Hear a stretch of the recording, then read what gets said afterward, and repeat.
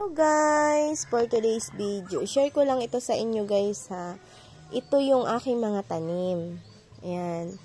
Dahil nga sa maliit yung ating space, nakita nyo guys, hanggang dyan lang sa may pagitan ng bakod na yan, yung ating pinagtataniman. So ganito ang ginawa ko. Ayan, ito yung mga lagayan na to, matagal na to guys.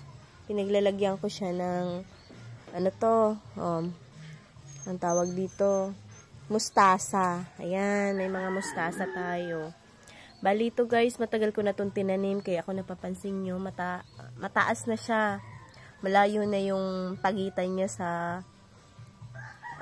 malayo na yung pagitan ng dahon sa puno niya. Kasi matagal na yan. Sa tuwing mag-harvest tayo, ganyan lang. Kaya, makalipas ang ilang araw, meron ulit. Ayan. Meron tayong sibuyas. Yung mga puti po itong sibuyas. Ayan. Dito naman sa gilid na to, naglagay tayo din ito. Ito. Alam niyo naman po ata kung ano to. Ayan. May talinum din tayo. Ayan. Meron din tayo niyan. Tapos ito. Ayan, kakatanim ko lang nito guys. Ito ay pampabango kapag tayo magluluto ng sinukmani. Ayan. Bagong tanim lang yan. Kaya ganyan pa siya. Malungkot pa siya. Tapos dito, sa pulibag, nagtanim pa tayo dito ng ampalaya. So, ito yung ampalaya guys na tanim ko. Nakailang harvest na ako dito. At ayan nga, kung nakita nyo, meron ulit bunga siya. Ayan. May puti siyang bunga. May mga ilang bunga pa siya ulit. Bali, nakapag 3 harvest na ako dito guys. At ito po pala ay no fertilizer tayo nilalagay dyan.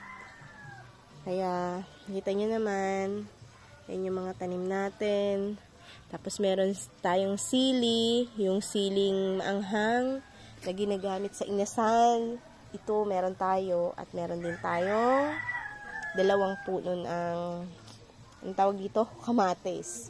At ayan nga, may namumunga na, meron na rin siyang, ayan, may mapipitas na tayo. Tapos, dito sa bahagi naman dito, malapit sa kanal, meron tayo nito, spinach. 1 puno lang siya, pero dumami siya ng ganyang kadami. At meron din tayo sa tabi niya ng sitaw. O, ayan, ito yung sitaw natin guys. Pwede na siyang i-harvest. Ayan, nakikita nyo naman yung ating sitaw. At dito, meron din akong okra. Ayan, sa gilid na to, naglagay tayo ng okra. Ayan, para-paraan lang yan guys. Itong okra natin, namumunga na rin siya. Ayan, nakita nyo naman, may mga bunga na nalalabas. Tapos may talong din tayo. Ayan, madamo na nga. May sili, atis. Ayan, ang mga tanim natin. Sa likod ng ating bahay, meron tayong namumunga na melon. Ayan, kung nakita nyo, at ang daming bulaklak. Ayan, sana mabuuan na siya ng bunga. Ang dami niyang bulaklak. Ayan. Oh, malaki na yung ating bell pepper. Ayan guys, yung aking mga pinagkakaabalahan sa everyday in my life. Ang ating mga pinagagawa sa ating buhay. Bali, ito na talaga guys yung aking libangan. Ayan. Tapos dito naman guys sa kabilang gilid ng aking bahay. Ayan, may tanim din akong tanlad. Ayan, mga nakapulibag yan guys. Ayan. Ito naman yung may tanim tayong mani. Bali, itong mga mani na ito, hindi pa ito pwedeng i-harvest. Ayan. Namumunga na siya.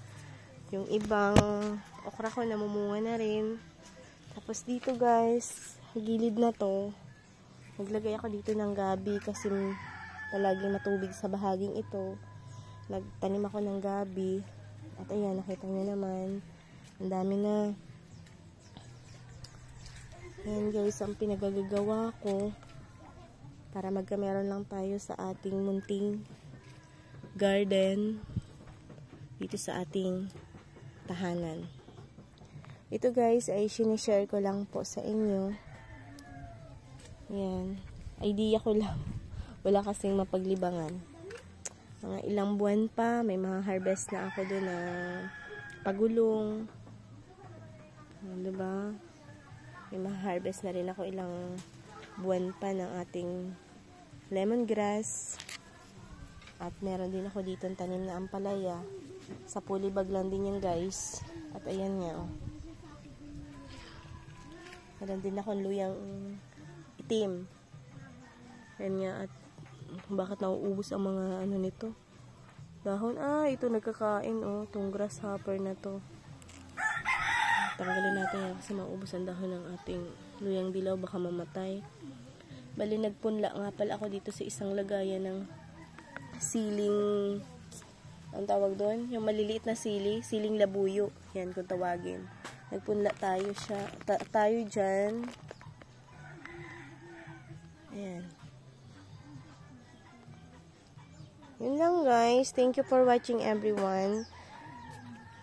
Ito lang po ay na-share ko lang po sa inyo. Ayan, maraming salamat everyone. Thank you sa pag-watch ng aking mga video. Bye everyone.